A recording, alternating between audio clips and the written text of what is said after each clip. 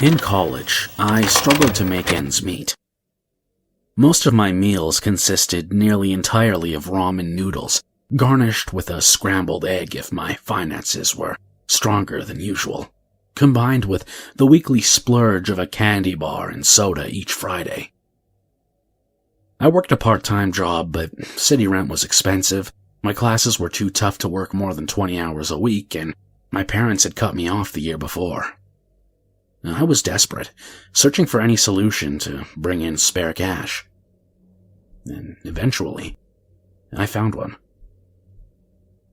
It started as a joke among my friends. "You know, Tony," said one of my roommates as I poured a sad portion of noodles and half a spice pack into boiling water, "even the pigeons in this city have better meals than you do." "Meals?" countered another one of my roommates, laughing. "Well, I bet they even have higher savings in their bank accounts than him." They laughed, and I ate my soup with a frown. But the idea stuck in my head, and that night I lay awake, pondering. I'd often picked up spare change on the sidewalk on the way to class.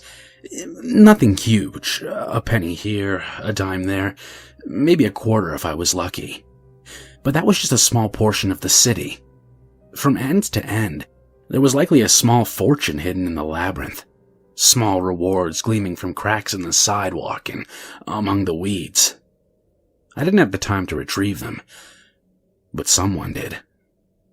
And that someone was test subject number 1, Jeffrey the Crow. I had made friends with Jeffrey the year before as he hobbled outside my apartment, pecking for food along the street.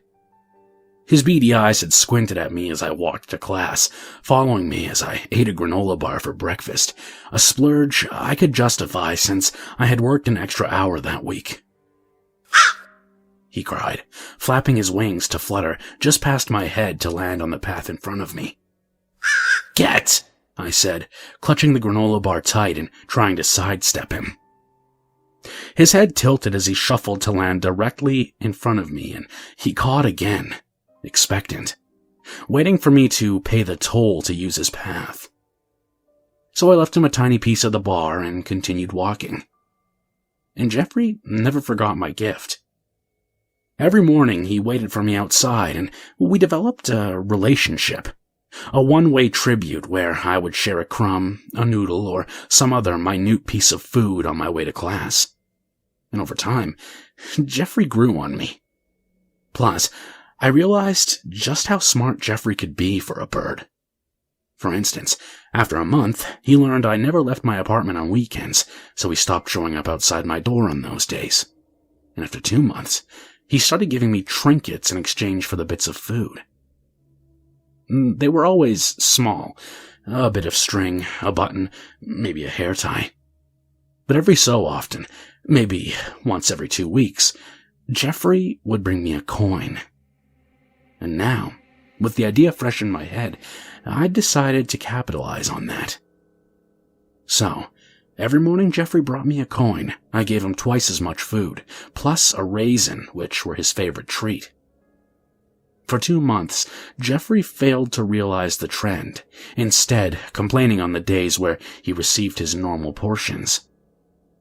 Then, on the 3rd month, something clicked, and Jeffrey only brought me coins from that day forward. At first, it was only amusing. Using my collegiate-level math skills, I calculated that Jeffrey was contributing about 60 cents per week on average to my net worth, enough to bolster my diet with 2 to 3 bananas a week. But Jeffrey had friend crows, ones that had watched our interactions from the street but never approached. And eventually, they too learned the pattern. Until by the time I graduated, 12 crows brought me presents each morning, a whopping $7.20 a week, equivalent to just over a pound of bacon at the store. It became a running joke among my roommates, but their eyes still widened in awe each morning as the crows queued up, each bearing gifts. And I was sad to have ended my project when I graduated. It had been fun, but I'd landed a job at a plant 6 hours north of my college, and this job brought home far more bacon than crows could. So I packed my belongings into my car, feeding Jeffrey one last time as I prepared to move into my new apartment.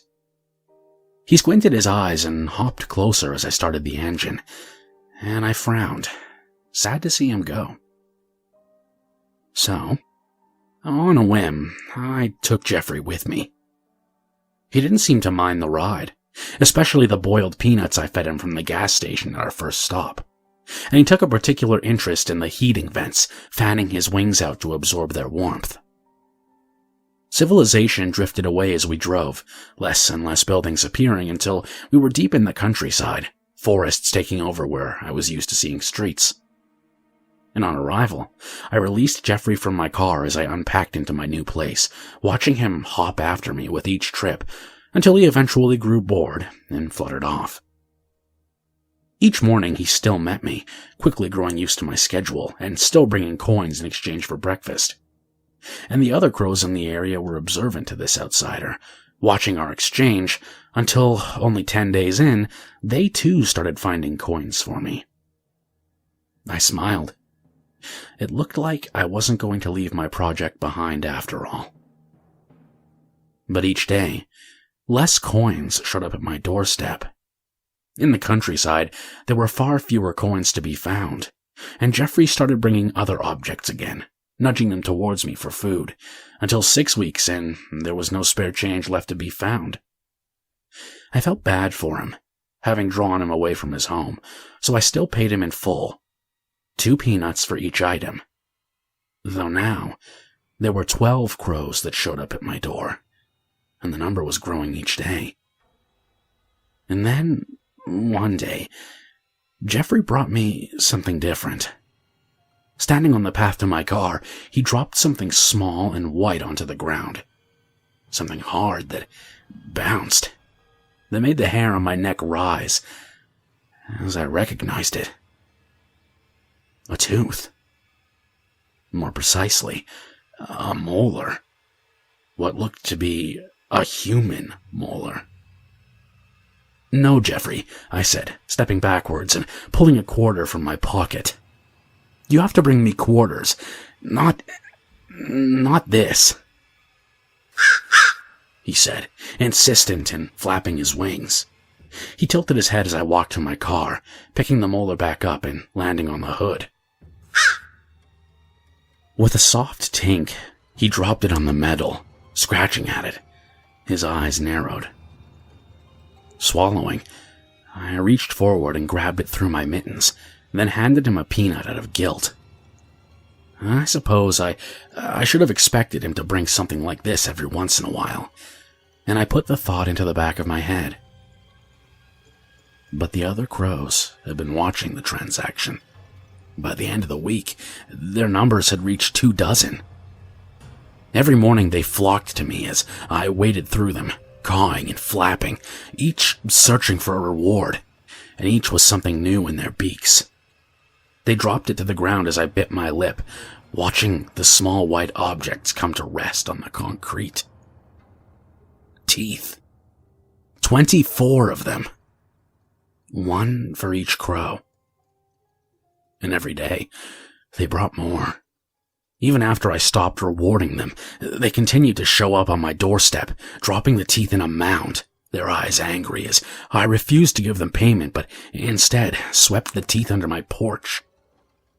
Other crows still picked up on their behavior, and their numbers still grew larger as more teeth would be deposited.